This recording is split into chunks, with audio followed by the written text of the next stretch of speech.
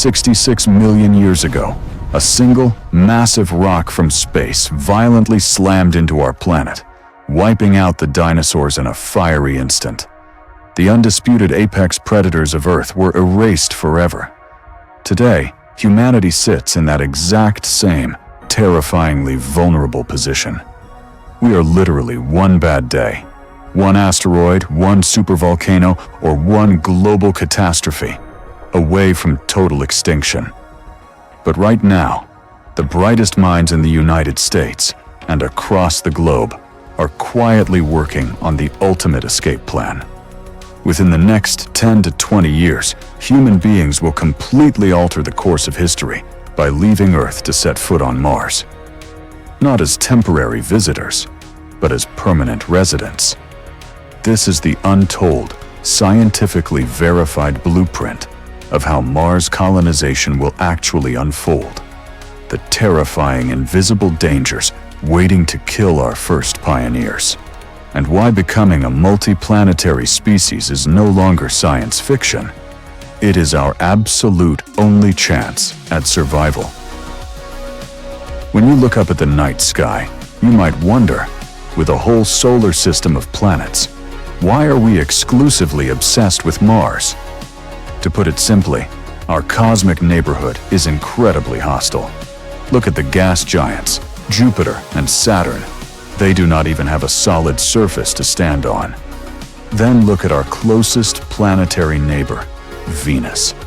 For decades, scientists thought Venus might be a tropical paradise. The reality? Venus is a literal hellscape. The surface temperature sits at a blistering 840 degrees Fahrenheit, hot enough to melt lead instantly. Its atmosphere is a crushing, toxic soup filled with clouds of sulfuric acid. Going to Venus means absolute, instantaneous death. Mars, on the other hand, is the only celestial body within our reach that offers a glimmer of hope. It is shockingly similar to Earth in ways that matter. A day on Mars, known as a sol, is roughly 24 hours and 37 minutes long. Mars has polar ice caps, distinct changing seasons, and a solid landscape where we can actually build physical infrastructure. More importantly, it holds massive, confirmed deposits of water, trapped as ice beneath its dusty surface. Sitting at an average distance of about 140 million miles away, Mars is the most logical, yet incredibly dangerous lifeboat for human survival. But deciding to go to Mars and actually surviving the trip are two completely different realities. You cannot simply point a rocket at the red planet and hit the ignition. Earth and Mars orbit the Sun at different speeds and different distances, acting like two runners on a circular track. To make the journey, space agencies like NASA and private companies like SpaceX must wait for a highly specific planetary alignment called a launch window. This perfect cosmic geometry only happens once every 26 months.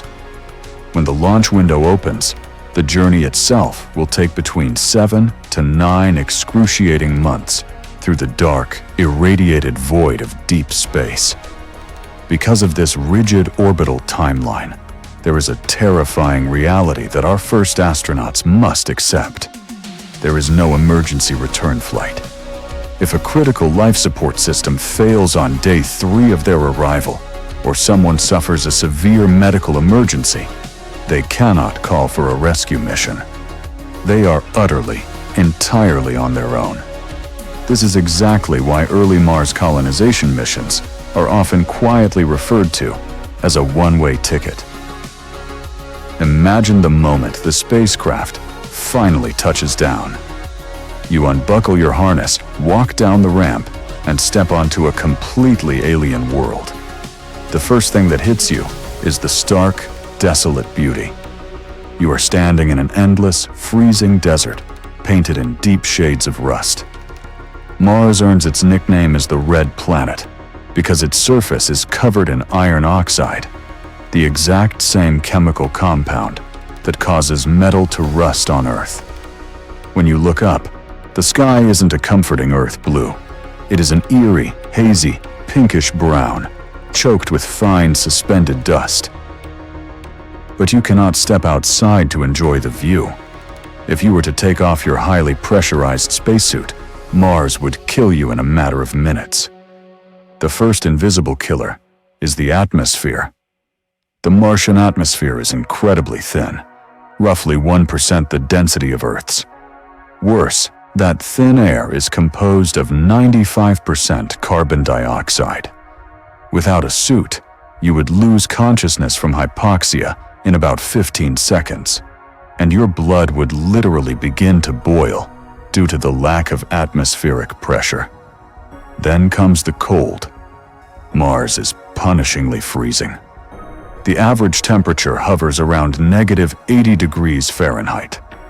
During a Martian winter night at the poles, temperatures plummet to a mind-numbing -195 degrees Fahrenheit. It is a cold so absolute that human blood would freeze in an instant. Yet, the most insidious assassin on Mars isn't the suffocating air or the bitter cold. It is cosmic radiation.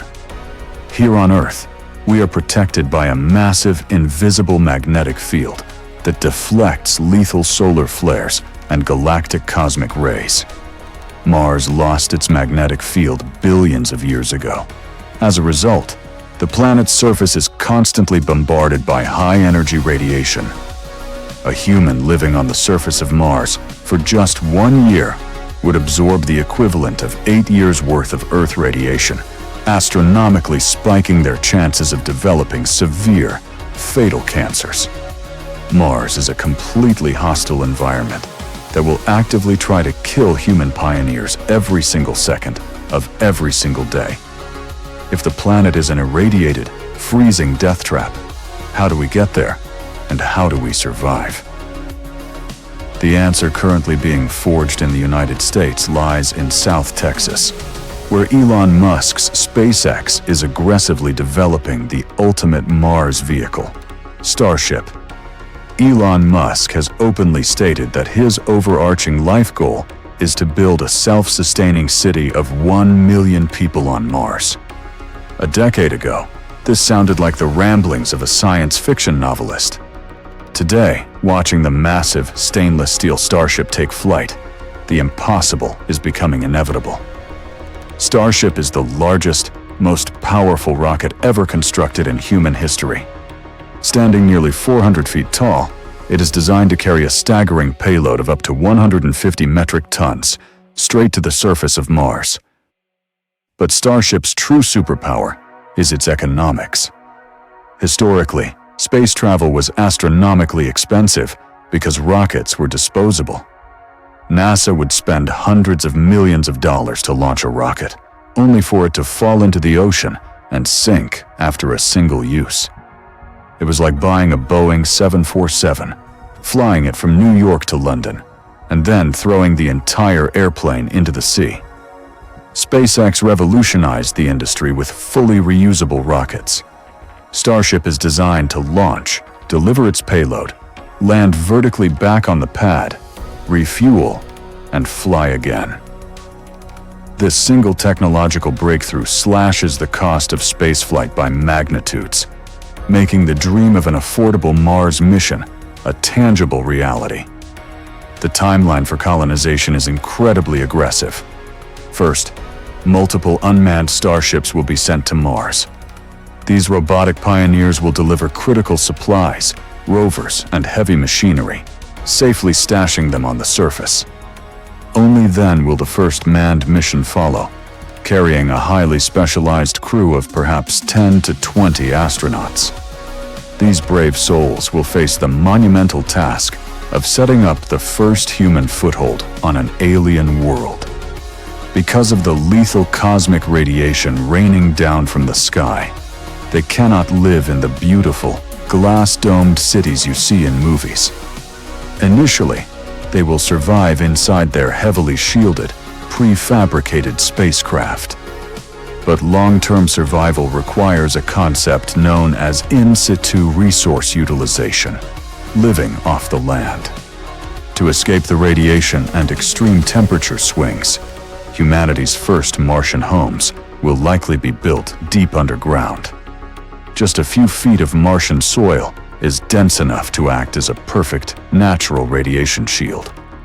Using autonomous robotics and massive 3D printers shipped from Earth, these machines will scoop up Martian regolith, the dusty, rocky soil, mix it with binders, and 3D print structurally sound, pressurized habitats inside lava tubes or deep trenches. Before the first humans even arrive, their underground fortresses will be built, waiting in the dark. A colony cannot survive on shipped supplies forever. Water is the most vital resource in the universe, and thankfully, Mars has plenty of it. Deep radar scans from NASA orbiters have confirmed massive glaciers of frozen water at the Martian poles, as well as vast sheets of subsurface ice hiding just feet below the dirt. The first human colonists will deploy thermal drills to melt this subterranean ice, pumping the liquid water up to the surface. This water is the key to all life on Mars. Not only will it be purified for drinking, but through a simple chemical process called electrolysis, it will be split into hydrogen and oxygen. The oxygen will be pumped into the underground habitats for breathing, while the hydrogen will be combined with the carbon dioxide from the Martian atmosphere to create liquid methane, the exact rocket fuel Starship needs to fly back to Earth. Food is the next great hurdle. You cannot just plant a seed in the Martian dirt. The soil is laced with highly toxic chemical compounds called perchlorates. To eat, astronauts will rely on advanced aeroponics and hydroponics, growing plants in nutrient-rich water rather than soil. NASA has already proven this technology works by successfully growing and eating crisp lettuce and radishes aboard the International Space Station. Deep inside the Martian underground, bathed in the pink glow of artificial LED sunlight, massive vertical farms will produce genetically modified crops to feed the growing colony. In the near term, humans on Mars will live like deep-sea divers, forever trapped inside pressurized suits and underground bunkers. But what about the long term? What about hundreds of years from now? This brings us to the ultimate, godlike engineering project known as terraforming, artificially altering an entire planet's ecosystem to mimic Earth. The goal of terraforming Mars is to thicken its atmosphere and warm the planet.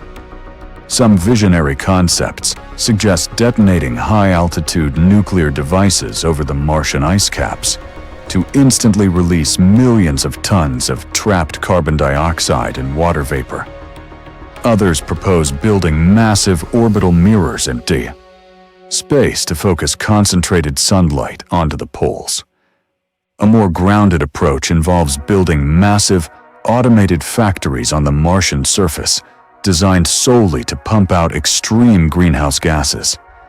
Slowly, over hundreds or perhaps thousands of years, the atmosphere would thicken, the ice would melt, rivers would flow once again, and eventually, humans could walk the surface of Mars, breathing the air without a spacesuit.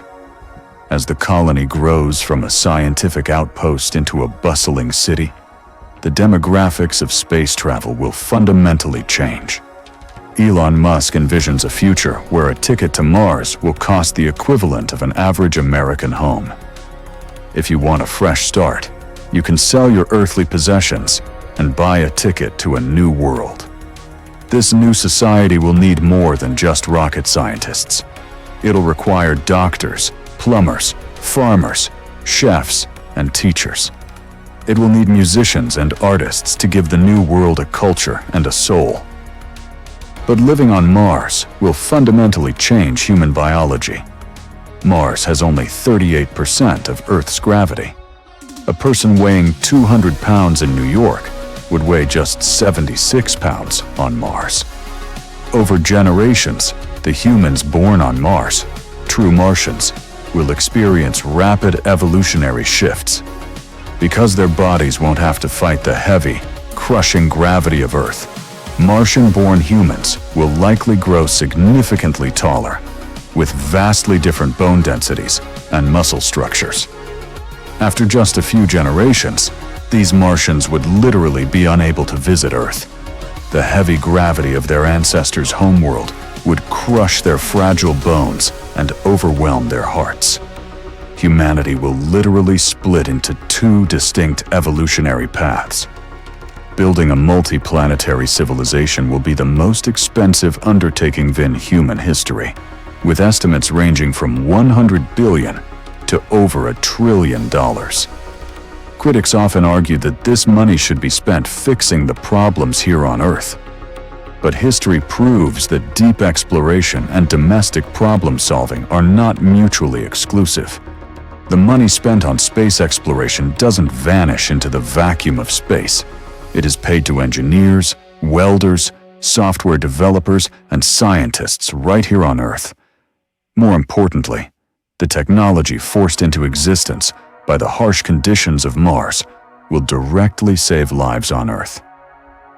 Just as the Apollo missions of the 1960s gave humanity water purification systems, advanced medical imaging, and the foundation of modern computing, the extreme constraints of Mars will revolutionize sustainable farming, advanced battery storage, and climate control technologies back home. We often forget the exponential speed of human progress. In 1903, the Wright brothers managed to fly a fragile wooden airplane for just 12 seconds over a beach in North Carolina. A mere 66 years later, human beings were planting a flag on the surface of the moon. Progress is not a slow, steady crawl. It is an explosive leap. Mars colonization is no longer a distant fantasy reserved for sci-fi movies. It is an active, heavily funded construction project happening right now. We are the exceptionally lucky generation that gets to witness the most profound transition in the history of our species. The moment humanity refuses to be tied to a single, vulnerable rock and steps out into the wider cosmos. When you step outside tonight and look up at that faint red dot hanging in the dark, remember that within your lifetime, the first human cities will be glowing on its surface. The impossible only remains impossible until someone decides to build it. Now, if you want a guaranteed VIP seat on our next digital expedition to the farthest, most mysterious corners of the universe, you don't need $1 billion or a rocket ship. Just lightly tap that like button, share this journey with a fellow space nerd, and hit subscribe so we can explore the cosmos together.